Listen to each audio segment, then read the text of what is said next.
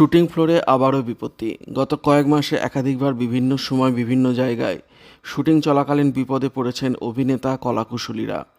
সম্প্রতি একইভাবে অন্নপূর্ণার লক্ষ্মীরা ধারাবাহিকের শুটিং করতে গিয়ে বিপদে পড়েন সোমা ব্যানার্জি। হাত ভেঙেছেন তিনি, কিন্তু কি করে?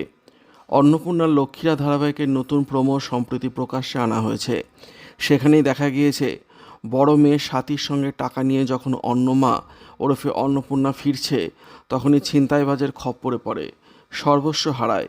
আর এই দৃশ্যে শুটিং করতে গিয়েই হাত ভেঙেছেন সোমা ব্যানার্জি। এদিন তিনি জানান, হাতটা সত্যিই ভেঙেছে। সেদিন যে টাকার প্যাকেট ছিনতাই দৃশ্যটা ছিল, সেটা করার সময় ঘটনাটা ঘটে। আমার হাতে প্যাকেটটা জড়ানো ছিল, আর বাইকটা তো ফোর্সে বেরিয়েছে ওটা টেনে নিয়ে, যেমন দৃশ্যের প্রয়োজন ছিল। তাতেই আঙুলের হাড় সম্পূর্ণ সরে গিয়েছে। ভাঙা হাত নিয়ে সেদিন শুটিং করেন।